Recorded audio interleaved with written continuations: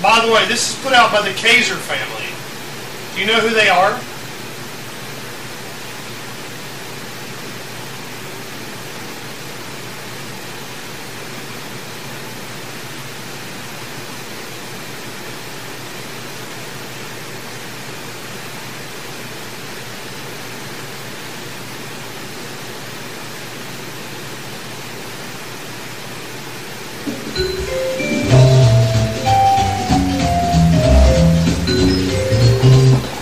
Let's face it, folks, the new healthcare reform law is complex. It runs about 1,000 pages, even in tiny print, so it's no surprise that very few Americans have actually read it.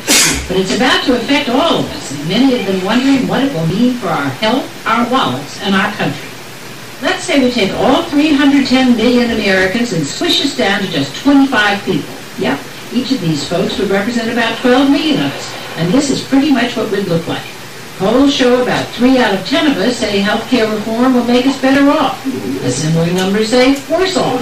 And a similar number again say it won't make much difference at all. Some of us don't know what to think. I guess you could say we're kind of split on this one. But no matter where you stand on the issue, it's likely you're thinking, hello, I got some basic questions still unanswered here. And you deserve real answers, not the partisan rhetoric and spin we've been flooded with. So let's break down what the reform law does and doesn't do and what it will cost. If you want to read the whole law, go ahead, but watching this video is the next best thing. Ready to jump in? Let's begin with the problems in our current healthcare system. Problem number one is what problem number one usually is, money. Most people agree that health insurance policies are too expensive. For a family, the average premium is almost $14,000 a year and growing. Premiums have doubled over the last 9 years, ballooning way faster than inflation.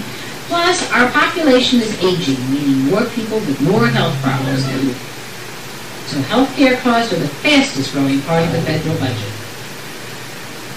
The second problem is that the system is full of holes, like the fact that people buying insurance on their own can be turned down for having pre-existing health conditions. Small businesses may be charged extra if some of the workers are sick, making insurance unaffordable. And some insurance policies have a lifetime limit on benefits. After that, you're out of luck.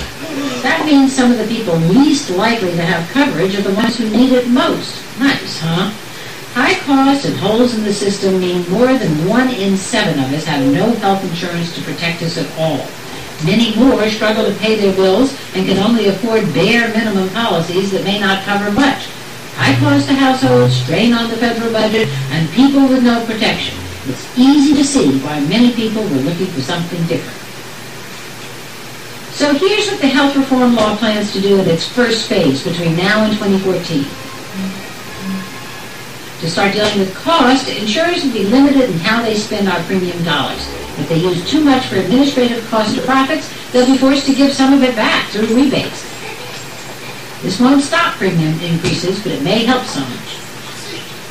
Some services will become free in all new private insurance policies and in Medicaid, preventive care like screenings and vaccinations. People on Medicare, because they're over 65 or disabled, will get more help with their drug costs. Young people can save money and stay insured by remaining on their parents' policies up to age 26. And some small businesses will get tax breaks to help them pay for health insurance for their workers. And the holes, well, some will be closed starting now, too. Lifetime limits on health coverage will be gone, whether you buy your insurance on your own or get it from your employer. And it will be illegal to turn kids down for having a pre-existing health condition like asthma or diabetes. For some adults who buy insurance on their own will still be getting rejected between now and 2014. Those who do can enter something called a high-risk pool run by the government. No, it's more like a policy that covers the sickest uninsured people, meaning it's riskier for insurance companies. That's why the government will chip in some money to bring down the cost. Some say these high-risk pools will help a lot of people. Others say the pools will still be too expensive and may not have enough government money to stay in business until they're replaced by something better in Phase 2. On New Year's Day 2014, some big changes kick in. First, let's look at how the law makes healthcare more affordable. Medicaid will be expanded to cover all low-income individuals and families in every state. And depending on what you make, if you lose your job or your employer doesn't provide decent coverage, you may get a health insurance tax credit. And while most of us will continue to get health insurance at work, just like now, if you don't have that option, you'll be able to buy coverage in what's called an exchange. You'll be hearing a lot about them, so let's stop and look at how they work. An exchange is like a virtual insurance mega mall. Based on where you live, you'll get an easy-to-understand menu of options to compare plans in plain English. And the exchange makes sure insurance companies can No small fairly under print. strict rules. It's forbidden. The idea is that by giving consumers good information, a fair playing field, and access to lots of choices, competition among insurers will keep rates competitive. Now, on to plugging the holes. In 2014, insurers will no longer be able to turn people down or charge them more if they're sick. You might say, hold on a minute, if I can't be turned down or charged more, why not just wait until I get sick or injured to buy insurance at all? Not so fast, buddy. See, with few exceptions, people will be required to have insurance or pay a special tax. Same with larger businesses who will pay fines if they don't insure their workers. Of course, nobody likes being told they have to buy anything. But without this rule, experts say you can't require that everyone be eligible for coverage. Imagine telling home insurers they have to cover people whose houses are already on fire. So the government will provide credits, expanded programs, and new rules. They say that by 2019, 32 million of us who don't have health insurance will have it. Some of those who will still be uninsured, undocumented immigrants who aren't eligible for coverage under the law. No surprise, all this is going to cost money, $938 billion over the next 10 years, according to the Congressional Budget Office, the impartial referee when Congress debates these kinds of things. It's a lot of money, sure, but if you look at it another way, it's 2% of our federal budget and 3% of what we'll be spending on health care overall. Now, the President and Congress insisted these new costs will be paid for so they don't push the budget deficit up any further. That means money will come out of someone's pocket. That's where the tough politics come in. A lot of savings will come from health care providers and insurers in the Medicare program. The fees the government pays to hospitals under Medicare won't be allowed to rise as fast as they have been. And insurance companies that provide services to people on Medicare will be paid less. Medicare will also create a bunch of experiments around the country to test different ways of paying doctors, hospitals, and other providers to make the healthcare system more efficient and improve the quality of care. With luck, some of these experiments will work and then be adopted by the private sector and help lower costs for employers and families too. Plus, a new federal advisory board will make recommendations about other ways to deal with increases in healthcare costs. Some taxes will go up too. People with high earnings will pay higher Medicare taxes. There'll be new taxes on insurers and businesses who offer high-end benefit plans and on companies that make medical and devices insurance companies don't have a death penalty? Anyone who visits a tanning salon now has to pay a new tax too. With these new cost-cutting measures and new taxes, the Congressional Budget Office says the whole package will actually reduce the federal deficit over the next 10 years. Of course, the total federal deficit is expected to run into the trillions, so the health reform law isn't going to solve that problem. Well, that's the reform law. Do you love it? Hate it? Still don't know? Either way, there's still a lot of work ahead.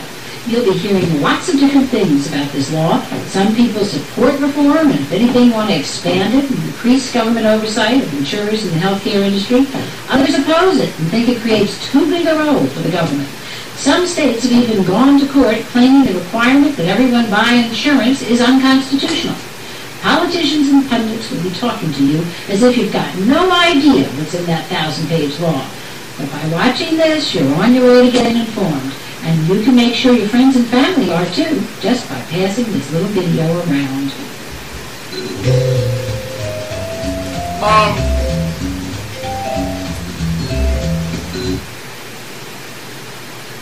The first death penalty in America already exists.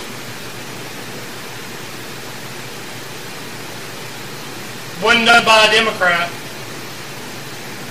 Anybody know where it happened? What Republican governor became the first death penalty in America?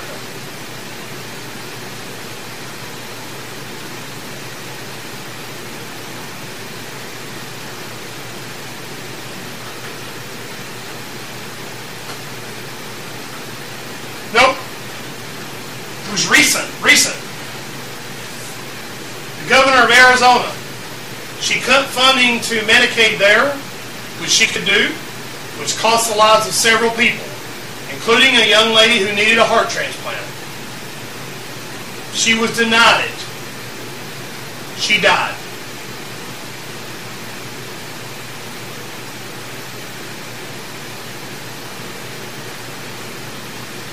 Why? Couldn't afford it. Wasn't worth it. But at the same time, she okayed a huge amount of money to make Tea Party license plates. By the way,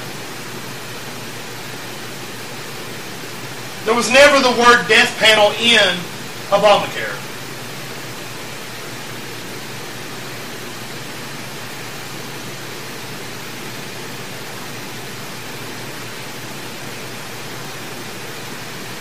Notice that some people say there's death panels. There's not death panels.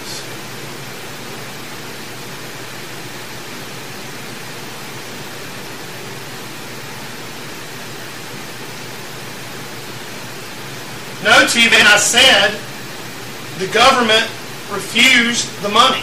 She died. Yes, that already exists. But now it's greedy insurance companies. Do you trust greedy insurance companies more? Don't tell me you trust insurance companies interested in profit more than the government. That's just crazy.